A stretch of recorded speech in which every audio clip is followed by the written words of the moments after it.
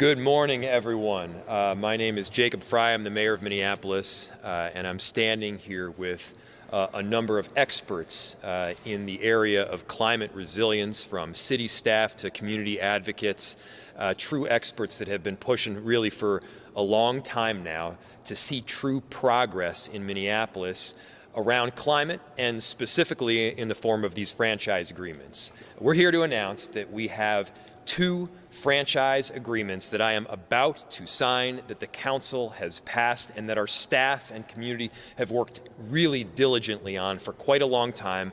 And these agreements are indeed historic. Oftentimes you think about a franchise agreement just in terms of providing efficiency and service to people who need it in the form of electricity and gas, and certainly that is a big part of it. But we also saw that these agreements were an important opportunity to reduce our per capita carbon footprint in Minneapolis, to drive down greenhouse gases, and to make sure that we have commitments in place from both Xcel Energy and CenterPoint to do that in partnership with us. And we're proud to announce that we are now the first city to get some real specific language around goals that we are collectively going to achieve for reducing greenhouse gases and emissions throughout our city.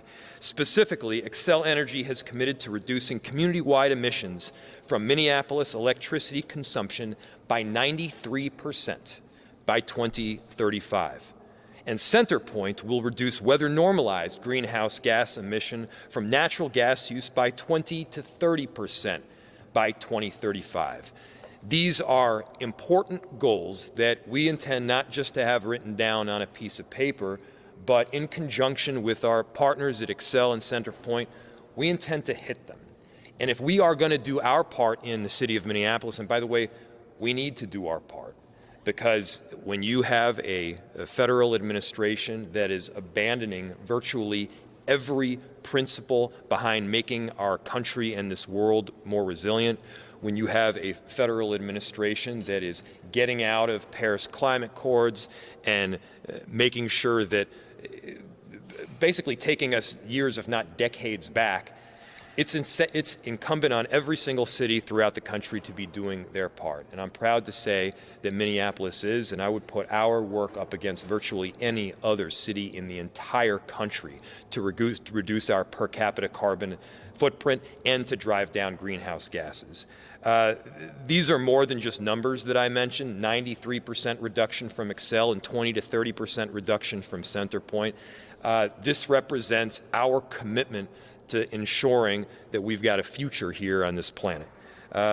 These are clear expectations for the quality and the quantity of service.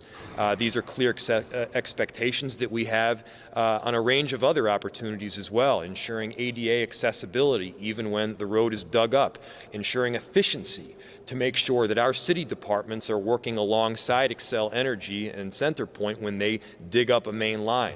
If we're going to dig something up, we want to do it all at once to make sure that there's minimal disruption to the public at large, and we want to make sure that we're limiting outages as much as possible.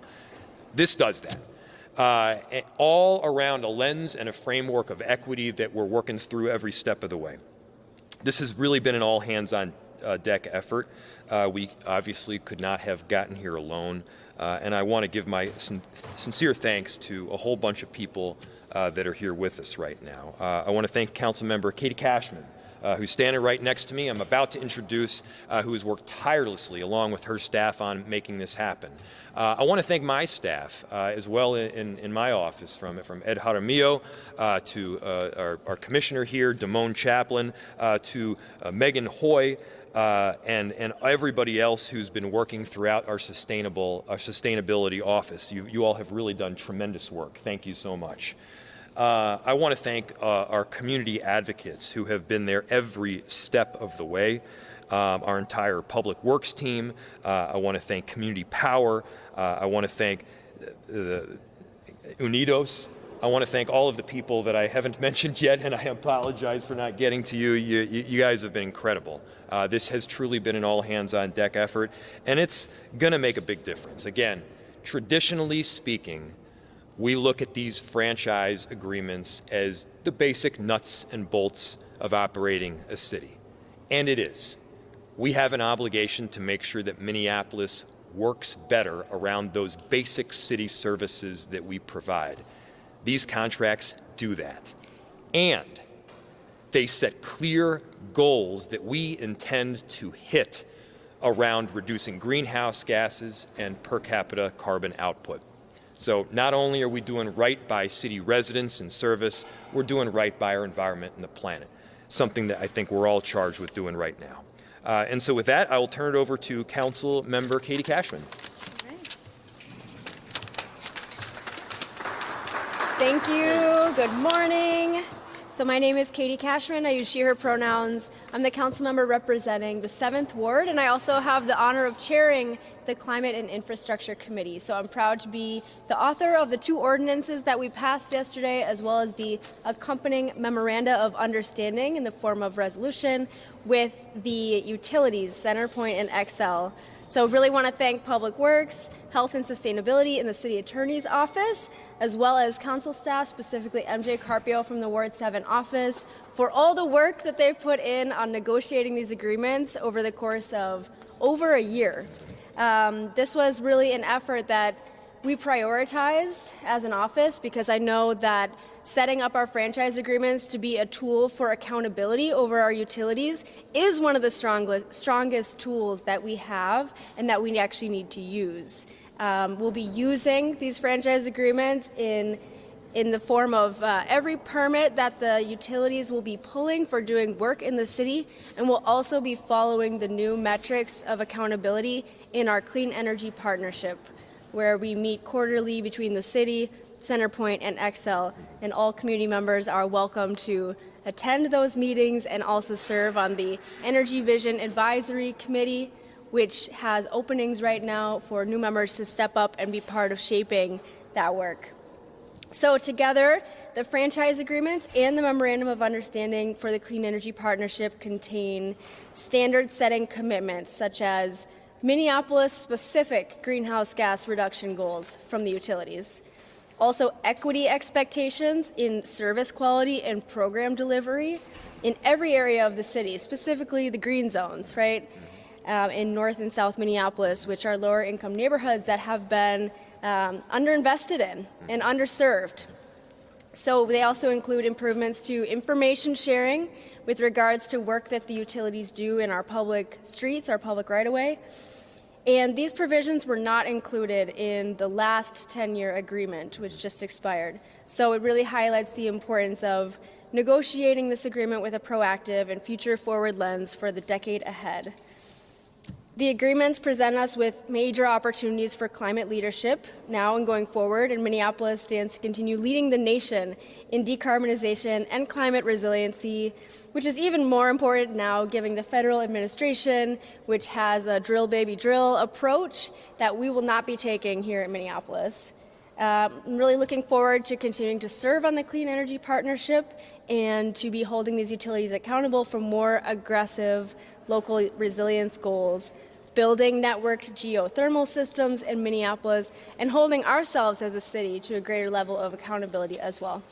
Thank you so much for being here, for following this important work, and I'm going to be announcing the Health Commissioner, Damone Chaplin, to speak next. Thank you.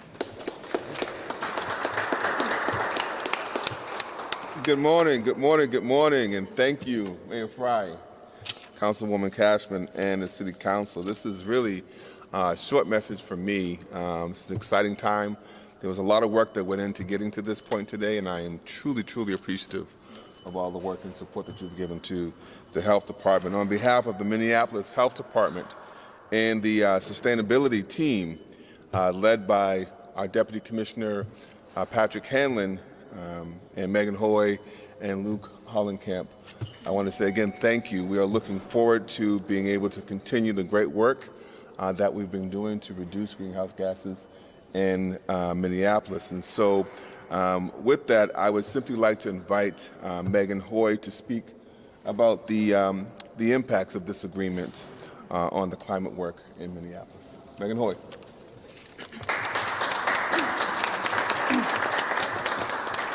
Thank you, Commissioner. Thank you all for being here and Commissioner, for your support in this work, and to the mayor and everyone up here. I am delighted to be in this space and in this moment, a very important moment.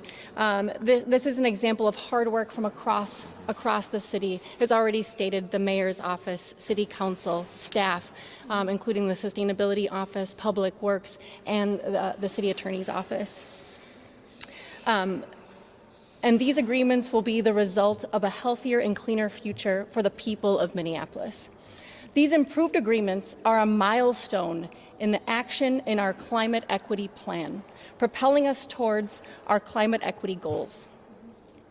They are also the foundation of our unique clean energy partnership, a collaboration between the city, Xcel Energy, and CenterPoint Energy. New commitments made by the utilities, such as Minneapolis-specific greenhouse gas emission reduction goals, minimum power reliability with consideration for equity, and increased access to energy efficiency and low-income assistance programs for residents and businesses are key advancements. This is particularly important in our city, where infrastructure is some of the oldest in the state. These agreements create a backbone of shared goals and a focus of collaborative action and innovation in our partnership. The renewal of these agreements impacts our entire community. They enable funding for many programs and services through the Climate Legacy Initiative. Let me be clear, this is an important initiative, the Climate Legacy Initiative, that will make our community cleaner and healthier. Because of this funding, we are able to provide significant rebates for residents and businesses for more efficient heating and cooling and lower energy bills, with over 1,000 projects in 2024, serving over 13,000 individuals in our community. We are able to support the EV Spot Network and EV Car Share program that is providing low-cost electric vehicle access community-wide, with 32 new locations added to this network in 2024. We're able to grow a City Trees program that in 2024 provided more than 3,000 trees to private properties, including access to shade and green space, and much, much more. These agreements are an important contribution to our climate equity work and to building a healthier community. They will allow us to continue to grow our Climate Legacy Initiative funding and put more benefit back into the community. Thank you so much, and it's now my pleasure to introduce Alice Madden with Community Power.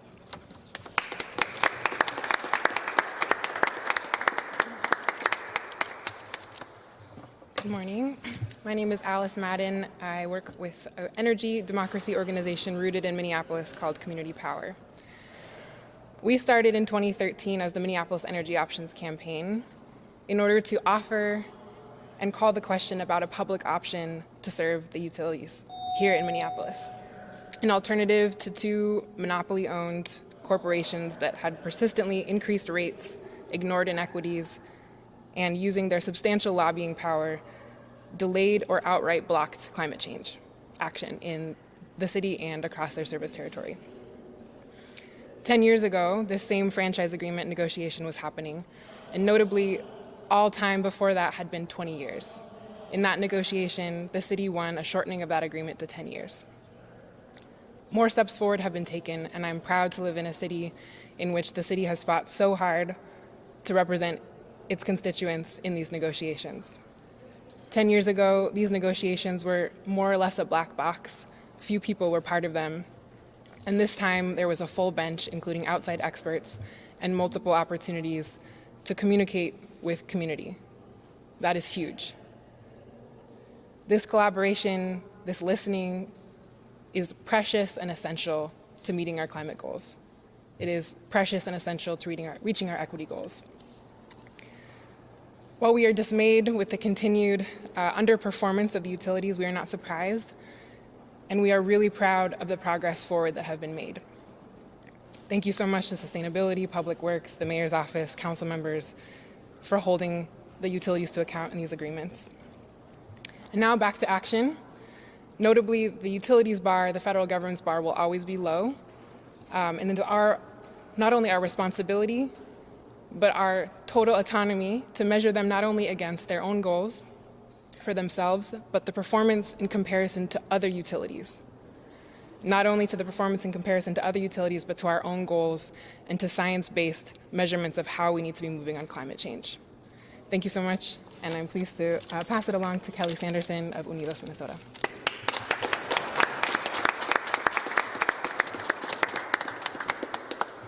Good morning. My name is Kelly Sanderson, and I'm an organizing leader with Unidos, Minnesota. I want to start by acknowledging the work that's gone into this agreement. Today, the City of Minneapolis is signing a franchise agreement that reflects both progress and pragmatism. It's not perfect, but it moves us forward. For the first time ever, residents of Minneapolis have worked with the city to pressure both Xcel and CenterPoint to make direct commitments to cut greenhouse gas emissions in Minneapolis. While this agreement gives us a clearer framework to track progress, utilities still have a long way to go. They continue to push against climate action at the state level. They've raised rates on working families, even as shareholders' profits rise and executives double their own salaries. All the while, they still hesitate to put real weight behind their commitments. This agreement is a starting place. It reflects the work and dedication of city staff and residents to our shared commitments to clean, reliable, and affordable energy for all. It ensures Minneapolis can continue to shape how energy is delivered, and it keeps franchise fees intact as a resource for local climate work. It makes progress and it keeps the utility companies at the table, but it is up to us to make sure they follow through. Today, we sign this agreement knowing there is work ahead. This is a starting point, and we have a long way to go, but we will continue to fight for a just energy future for Minneapolis. Thank you.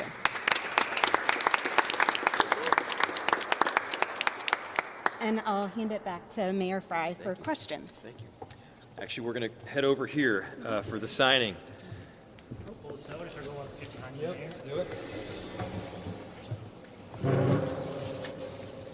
Now, there's a lot of people that should come back here, and somewhere right up front, I would like to invite someone who has done work at the city now for decades, someone that has had just an incredible eye both for the law and for the work of the community. Not there. And so I'd like you to come over here. Along with Jocelyn, you all had a tremendous impact on this. I want to thank him for his service. This here is his last day. Yeah. Okay, to make sure you're up here too. Councilman, excuse me. All right.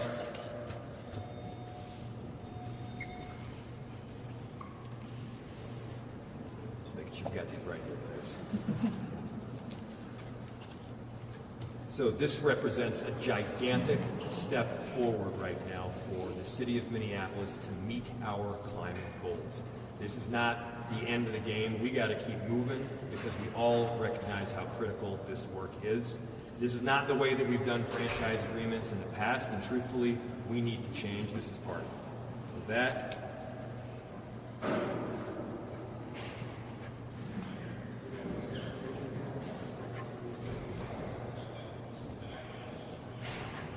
congratulations.